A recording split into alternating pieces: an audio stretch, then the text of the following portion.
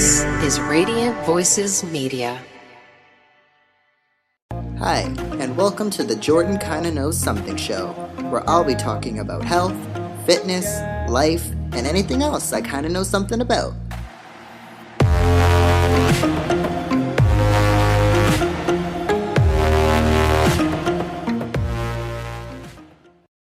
Hello everyone, and welcome back to another episode, and I hope everybody is doing okay. I hope your restrictions are lighting up wherever you are around the world. Things are pretty good here in South Australia. Restrictions aren't too bad. Hope that doesn't make anybody jealous or anything, but yeah, things are pretty good here. I hope things are going okay wherever you're listening from. Yeah, I really hope that everybody listening is enjoying the episodes and the guests that I've had thus far. It has been super fun talking to everybody that I've talked to and kind of learning the various topics. I'm super excited to share the rest of the season with you all. This is episode 5, of course, so the season is almost done, but it has been fun. If you are an OG listener, then you definitely know season 1 was just me talking and blabbing away, which was quite boring for me and I'm sure you.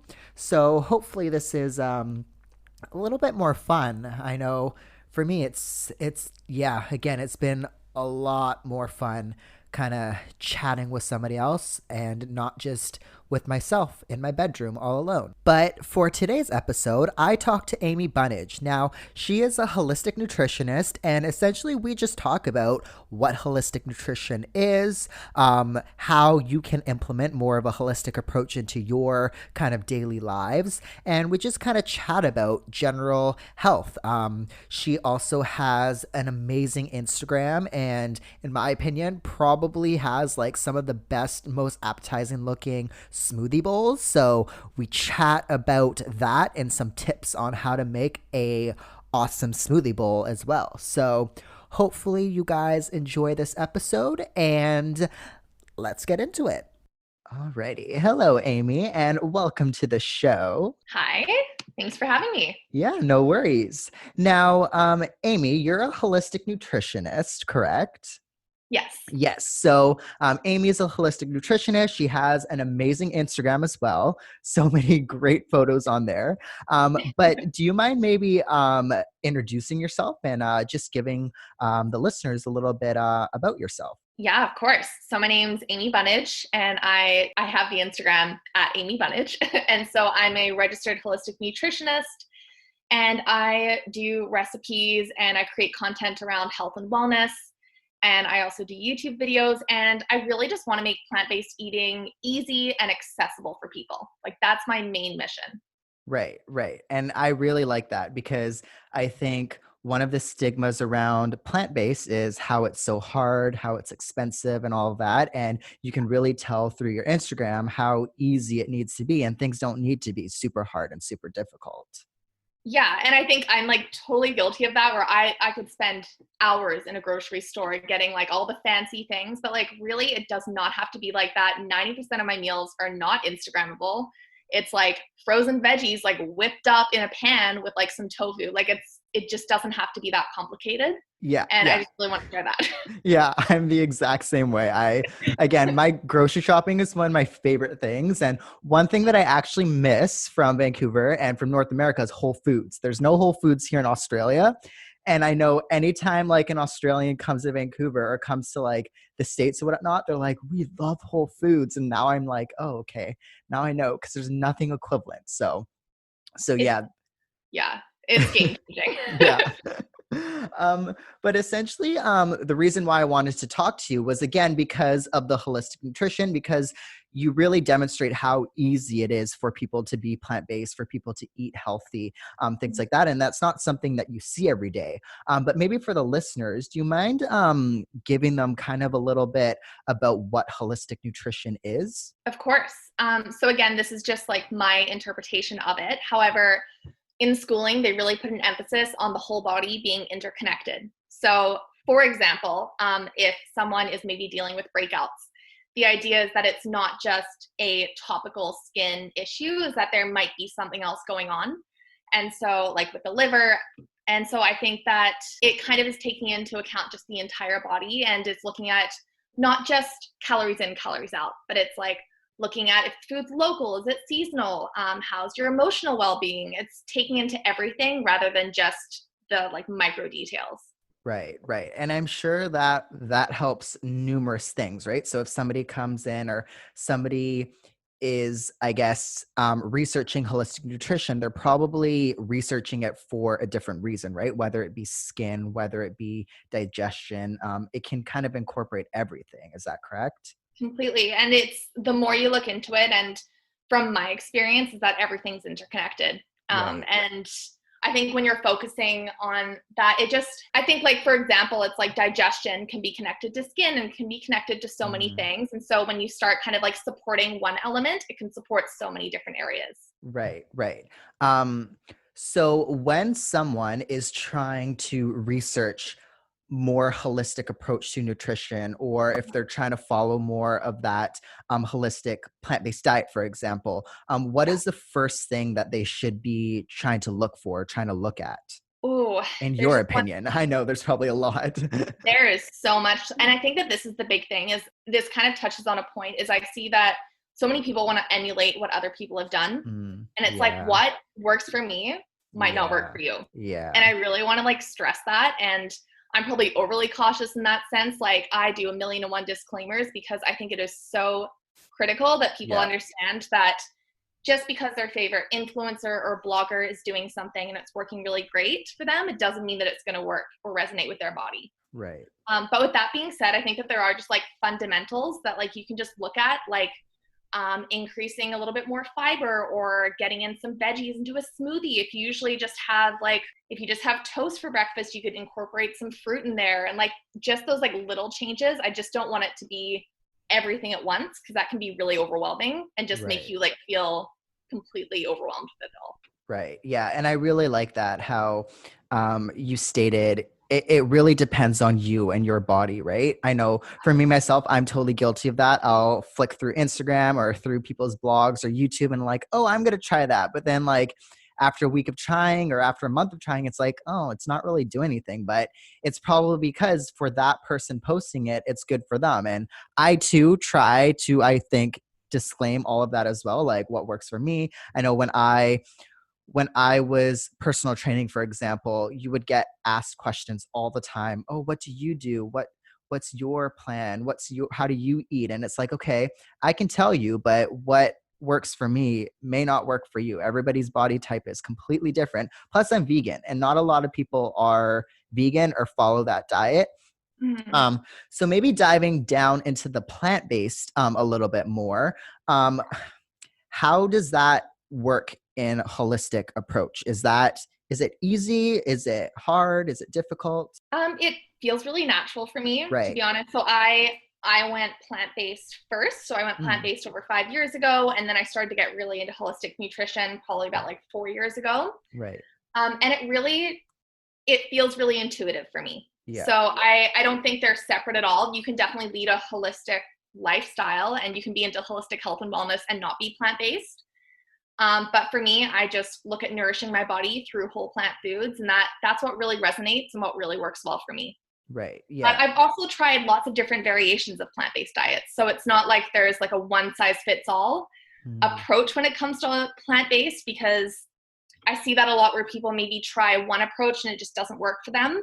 But there's tons of ways to be plant-based. right. Like, and I don't know, I've done a lot of just trialing out and seeing what works for me. Yeah. And Yeah. yeah, I just want to share there's more than one way to do it. Yeah, and that's so good to know because again, with any diet, there's more than one way to do something. And I know me, I've been plant-based for 6 years now, and when I first started, the way I ate probably looked different every year. Like you just adapt, you learn, you know what works for you. I know when I first became plant-based, I could not eat beans, like could not eat chickpeas, could not eat anything. Whereas now I can, like you learn how to soak them, or I learned what worked best for me. And I think for me, my gut was not the greatest when I first switched. But anyways, yeah, it just goes back to what works for you. I really like that. But what what tips could you give to someone who maybe wants to,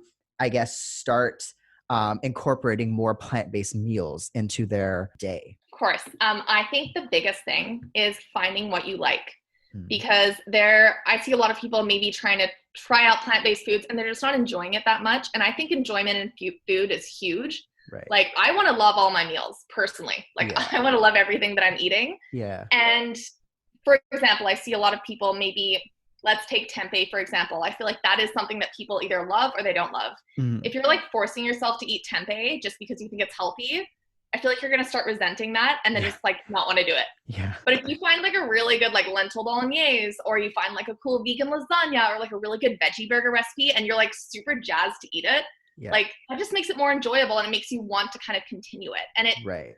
I'm of the belief that it doesn't have to be an all or nothing thing. Like, I don't think that you have to be like 100% carnivore or like 100% plant-based. It can be kind of like this spectrum where like you're incorporating more plant meals into your diet. Right. And I feel like that's maybe what stops people initially, because they think they have to like do the initial jump in like 100%. But it's like, you don't have to. You could always just incorporate more meals and just finding what you love. Right. Yeah. And that's a super good point, because that's what I did. I just jumped right in, but that probably can't work for everyone. I know for me, if I slowly did it, I wouldn't. Like, I am a type of person that I need to go all out or nothing's going to happen. So that worked for me, but yeah, probably not for everybody. And that's probably a lot of people fall off, I guess, the bandwagon, quote unquote, if they do that 100% switch. Where do you recommend getting ideas for meals and stuff? Because I think for me, when I first started, one of the hardest things was new recipes, adding flavor, things like that. You know what I mean? So I didn't have kind of a toolbox of where to go to find recipes and things like that. Do you recommend books? Do you recommend blogs? I have a few people who I just follow on Instagram and YouTube. Who I just like for savory meals. Those are not my forte. Yeah. Like, these people, I think, are just doing incredible things. So I love Erin Ireland. She's Vancouver based, and she just shares such great recipes online on her Instagram. Right. And then Hot for Food. She shares some incredible vegan meals on YouTube. She also has cookbooks. I think she does amazing things. And then Avant Garde Vegan. Right. Gaz Oakley. His meals are incredible. Oh, they're a little bit more like time intensive, the majority of them, but they're incredible. They're incredible. Okay, awesome. Those are good. What about timing now? So I think one thing that plant-based people often get slack for is, it's so hard to be plant-based because it requires a lot of time. It may be expensive, things like that. So if people are on a budget, I know me, I'm a full-time master's student. I'm on a budget 24/7. What are some tips or what are some recommendations for people that are kind of don't have a lot of time and are on kind of a strict budget? Okay. So for dinners, my oven is almost always on. Like, so I do a lot of roasts. So I will just throw a bunch of veggies onto a tray. Sometimes I'll just throw frozen veggies right on there with some oil, salt, nutritional yeast, which is one of my favorite additions. And then you can bake up chickpeas, you can bake up tofu, you can make it like a one-pan meal. I love cooking in bulk. So that means that I'm not just cooking once and eating once. I like to cook once and eat 2 or 3 times personally. Right. I'm not a huge like whole meal prepper, but I'll prep the ingredients. So like I'll make a ton of sweet potatoes and then use those in recipes throughout the next couple days. I'll add it to tofu scrambles. I'll add it to my dinners, just kind of like making it really easy, but then also switching it up. Right. And then, I mean, I am obsessed with smoothies. I love smoothies. I love smoothie bowls. And I just think they're such a quick and easy way to get in nutrients. You can take it within 5 minutes. You can make a smoothie and take it out the door if you need to. And I just think they're so versatile. Right. Okay. What's your trick to like the perfect smoothie bowl? Because your smoothie bowls look so good all the time. Super colorful, different colors, things like that. What's the trick to a perfect smoothie bowl? So I could spend all day on smoothie bowls. I love them so much. I am a huge proponent of using frozen cauliflower in a smoothie bowl. Yeah. It's if you haven't tried it, it definitely sounds very funky. And the first time I tried it, I used raw cauliflower. And I would recommend not doing that because it makes it like really mealy and just not my personal preference. Right. But I always have steamed, then frozen cauliflower. So I steam it up myself. I'll put on parchment paper on like a baking tray, stick it in the freezer, let it freeze, and I use that. Or if you buy the cauliflower florets in the freezer aisle, usually those are pre-steamed and they work really well. Okay. So I would use minimal liquid is kind of my go-to. Everything tends to be frozen in the smoothie bowls, and I find that's the easiest way, like when it comes to the produce. And I'm a huge fan of using vegetables in there because I think if you're using a protein powder that's maybe a little bit sweet, or you can add in some dates in there to kind of sweeten it up, I just think that's such a great way to get in your veggies. Right. Sorry, I could talk all day. I love it. Yeah. Some of my frozen vegetables that I love, cauliflower works amazing. Zucchini also works really good. Very mild, and they just don't really add much flavor, but they add a lot of creaminess and thickness. Right. Okay. Especially right now, we're going into fall right now in Canada. So canned pumpkin, sweet potato works really good. That makes it really rich and creamy and like delicious. There's so many veggies. And then I like to add in berries just because they're rich in antioxidants, and I just really like the flavor. Right. Okay. Why? Because I've done cauliflower too in the past. But I mean, my go-to is bananas. It's just my go-to. But why cauliflower instead of, let's say, bananas, for example? So when I first went plant-based like 5 years ago, I ate a lot of nice cream, like an absurd amount of nice cream. It was a daily thing for me. And it's like you just eat so much of one food and you just sometimes become sick of it. And I honestly just had way too much nice cream. Right. So that's honestly, like, I have nothing against frozen fruit, like bananas and mango. Like, there is nothing wrong with that. Yeah. I just love sneaking in those veggies whenever you can. Right. But I mean, if you like bananas in your smoothie bowls, by all means, eat the bananas in the smoothie bowls. Yeah. Okay. Okay. Good to know. Plus, from like a standpoint of trying to eat local, bananas in Canada aren't the most local. And again, I am not perfect at this. I do not eat everything local, but it's just one way that I can kind of support local produce. Cauliflower kind of grows here a little bit more than bananas. And so that's why I like using it as well. Okay. That's good to know. So zucchini makes the smoothie bowls creamy. Yes. Yeah. What do you do for color? Is that just berries or the vegetables? Yeah. So I'll also throw in like spinach and stuff for some color in there. Berries definitely kind of make it colorful. For anything that's pink, you'll usually notice I sometimes use beet powder. Or like frozen beets work really good and they make it really bright, or raspberries. And then I do sometimes use spirulina. That's one of those add-ins that I do not think is necessary. And then some people, I just kind of always want to consult healthcare practitioner before you're kind of diving into like this, like those kind of things. But that's honestly how I get some of them that color. Okay. And I guess color's not super important, but sometimes you want a nice Instagrammable smoothie bowl. It's any toppings that you put on yours? I do granola and all of that, but what is your go-to topping for your smoothie bowl? Granola is always good. I mean, you can't go wrong with that. One of my sauces that I add on top, and I love dark chocolate, like a lot. So I mix cocoa powder with hot water until it becomes like a sauce that you can drizzle onto a smoothie bowl. Now, if you ate that on its own, it would taste disgusting because it's got no sweetness. But when you mix it in with a smoothie bowl, it like makes it nice and chocolatey. And then nut butters and seed butters, like, I mean, I could never give those up. I love them so much. So I use a lot of like peanut butter, almond butter, as well as sun butter. It's like so good. Sunflower seed butter, and it tastes really similar to peanut butter as well. Okay. That's good to know. Do you make your own nut butters, or is that like a holistic approach to like make your own nut butter, or can you purchase nut butters? So I personally purchase them. I've tried making them a few times, and honestly, I just can't justify the time that it takes. And once you buy the nuts and everything, like, I've done it twice and I just haven't really gone back to it. We have some really great companies here who do some really awesome different nut and seed butters. So Okay. I usually try, if I can, to get like glass jars, a little bit more sustainable. Right. Yeah.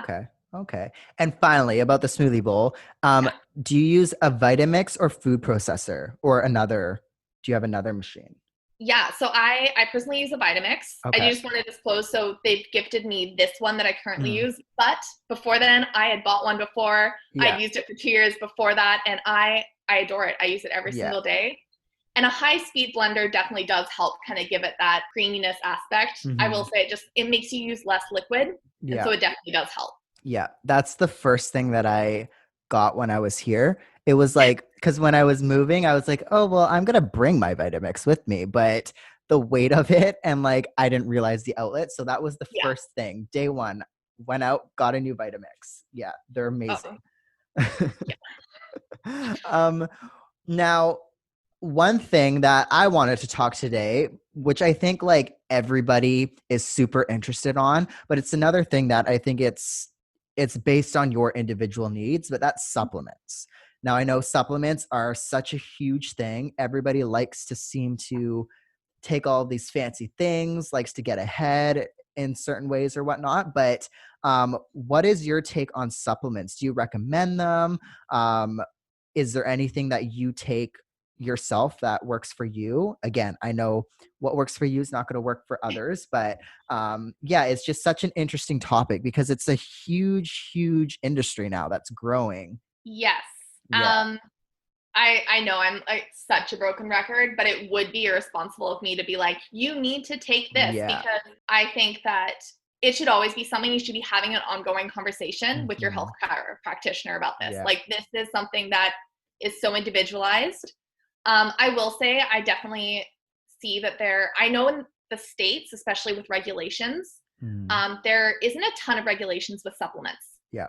So there can be a whole lot of things in there that maybe you're not expecting, or the amounts aren't kind of the quality. I can definitely speak to quality of supplements and kind of what I look for in that regard. For sure, yeah. Something I kind of steer clear of is anything that says proprietary blend. Okay. Unless for some reason I message the company and they tell me what's in that proprietary blend. An example would be like, they might have all of these different ingredients and then they'll say 5 grams of this proprietary blend. But that could mean that one of those things has 98% of that 5 grams and all the other ingredients are like 1%. Okay. I hope that makes sense, but it's just like they're not disclosing how much of each ingredient they're putting into that proprietary blend. And it could be amazing. It could be wonderful, but you just don't really know exactly what you're getting. And with some supplements, especially with adaptogens, some of them do have levels that you need to be taking in order to see the benefits that you're looking for. So that's something to look for. That's usually, I like to kind of buy it individually, just that way I really know what I'm getting. Third-party testing is really huge. Okay. So a company, if they are testing their own products, sometimes test results can look a little bit different. So if you just ask the company, do you do third-party testing? Do you have those results? I find that usually if they do, they're more than happy to send it over to you because they want to prove that they've done this. So that's something that I definitely look for as well in my supplements. Yeah, those are the main things that I like to look for. And again, I think that it's a huge industry. Yeah. And I think there are some amazing companies out there that are doing some wonderful things with supplements. Right. But I definitely do see, especially on Instagram, I do see a lot of supplements that are maybe created just to make money. Okay. Or like they may be healthy, but they're, I feel like that sounds negative, but I just want to let people know that like some of the supplements you see out there, they may have all of these amazing benefits tagged to them, but I think it's important to consult your healthcare practitioner to make sure it's something that you truly need. Right. Okay. And I didn't know that about the blends. So is that like protein blends, for example? They could do that anything? Yeah. Because I know like vegan protein blends, for example, it's always like pea protein and a blend of rice protein and things like that. So, okay. I didn't know that. That's something that I should. And with that, I'm a little bit less like, I think it's a protein blend and you're getting rice and pea, and I'm like, well, I'm happy with having whatever amount of both. Yeah. It's more when you're getting into like specific supplements that are like specific herbs, and they're Right. adding it into one proprietary blend. Right. Okay. That makes total sense. Okay. Yeah, that's good to know. Those are some very good tips. And yeah, I guess it even like what supplement to take, consult your healthcare practitioner. Yeah. That's a super important thing to do. Now, what about, I know in this day and age right now with COVID and all, what are some tips or things that you do for like immune boosting stuff? I know that's something that I'm seeing so much on Instagram now, immune boosting shots, immune boosting this, that. Is there anything that you do, or is it something that just kind of comes by eating kind of a whole food diet? Yeah, so I definitely do see a lot on immune boosting out there. Mm-hmm. I like to focus on immune supporting. Just immune supporting is more my thing because immune boosting is going to elevate your immune system. Right. But if it's already at a point where it's elevated, then it might not be the best thing for you. So Right. immune supporters are simply things like getting in some wholesome foods. Like Mm. I don't look at it as one thing that I'm doing to like boost or support my immune system. It's like it's part of my daily lifestyle. Right. I'm looking at supporting my stress levels. I'm looking at getting in enough veggies and fruit. I'm looking at drinking enough water. It's like those basic fundamentals that I'm just trying to not overlook. Right. Okay. All right. And do you know if like your gut health plays a role in any of that? Because I know gut health was something that, um, I don't know, within the last year or whatnot, I've been focusing on for myself. And I know it's something that on YouTube, there's a lot of YouTubers that I like to follow that have been posting a lot on gut health, this and that. And I know it's like an increasing topic. And I know for me, myself, I saw a naturopathic doctor. So they're the ones who I worked with and worked on my gut health. So again, consult your healthcare practitioner for what works for you. But is there any kind of relationship between gut health and your immune system and staying healthy there? So our bodies are all interconnected. Right. Okay. And I actually just I'm looking at it right now. I just bought the book Fiber Fueled Oh, because I was listening to the Rich Roll podcast and he yeah. had Will on and he was chatting a lot about gut health. Mm, And I think it's important to look at the fact that what you're absorbing from your food yeah. is also a piece of the puzzle. Right. So it's not just what you're eating, but it's like, how is your body absorbing that food that you're eating? Are you getting a varied micronutrient profile, or are you eating the exact same thing every single day? Mm-hmm. So those are the sorts of things that I like to look at when supporting gut health. Right. Yeah. Okay. All right. Um, is it for gut health? So you're just supporting it, but there's nothing that, I mean, what if someone is having so many issues? Of course, it's probably go see your healthcare practitioner. But what if somebody has been told, okay, by their healthcare practitioner, I need to work on my gut health? Are there any specific foods that are generally good for your gut? It's a great question. And it will look different for everyone Mm-hmm. because some people have sensitivities to food. So if you're introducing something that they're sensitive to, Right. might not be the best idea. Like, for example, fermented foods can be awesome for some people. Right. Then they can just be like not what the gut needs at that point. Mm. Yeah. You know, like Okay. I personally love eating sauerkraut and miso, but like that can be like a little too intense for someone's gut at first. Right. Okay. So I really like to focus, and I think this is what I love about plant-based eating and plant-based foods. Like I really like to support it through eating a very varied Right. um, vegetables, fruit, like those fibrous foods Yeah. that are going to support your gut health. But again, that's where I get a little cautious with like making any broad strokes where it's like Yeah. this food is perfect for the gut Right. because for everyone it's going to look It's different. gonna be different. Okay. All right. That makes a lot of sense there. Um, Now finally, skin. Yeah. What are is there any specific, I know, any specific Mhm. foods that are beneficial for your skin? Again, is it just kind of a whole diet that you're following, or what are some tips for people who may suffer from acne, let's say, or have bad skin and want to improve that through kind of a nutritional, holistic point of view? Yeah, I totally get that. And it can be really disheartening when you feel like you're doing everything right Mm-hmm. and it's still impacting you. So I totally get that. And I just want to make that really clear. I can say what has worked for me. And I think that's what I can say is like, I have really included a lot of healthy fats in the last few years into my diet. And I've really found that to be supportive. Yeah. Again, that works really well for me. So healthy fats look like things like nuts, seeds, avocado, those like whole plant foods. That's where I'm really putting my focus into. I think making sure you have enough hydration. But yeah, skin is one of those things where it's like, it could be a lot of things, which is it's our largest organ. And so it's going to show up when something's going on. Again, fruits and vegetables, they're hydrating, they're filled with minerals.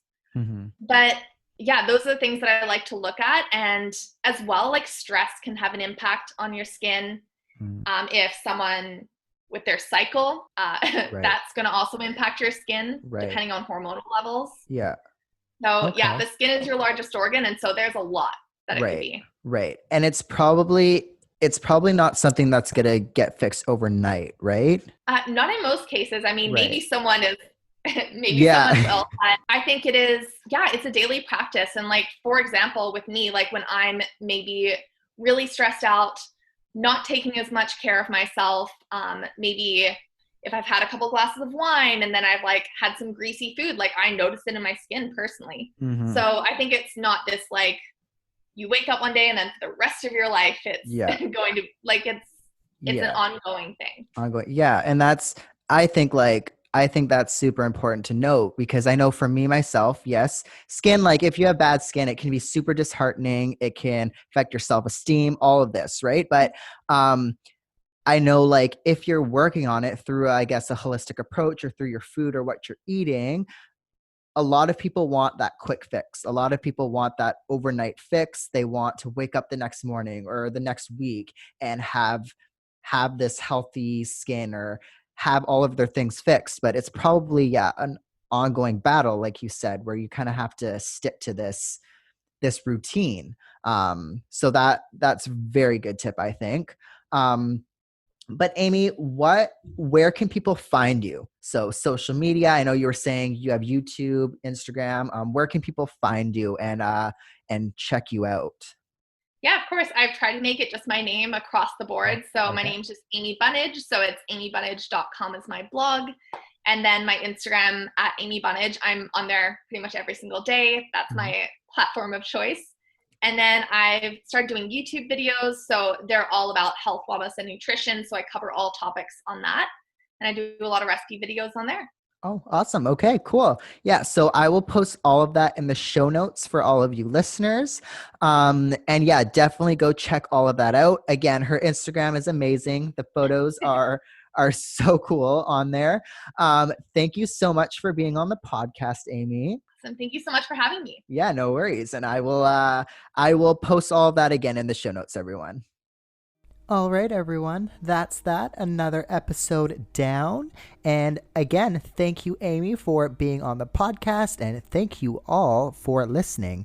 I hope you enjoyed today's episode as much as I did. And I hope you got a good tip or two around smoothie bowls, supplements, skin, or whatever you took out of today's episode. It was fully packed and super fun to record. So thank you all for listening. Now, I know I mentioned this before, but if you are listening on Apple Podcasts, please go ahead and give the podcast a 5-star review. It really helps the podcast out, and it only takes like 5 seconds. So thank you all for liking and sharing the podcast thus far. I'm super excited that everybody is loving it. I'm super excited that we charted on the iTunes charts. And again, that could not have happened without any of you and without all of you listening and sharing it with all of your friends and family. So thank you for that. And I will talk to you all next week.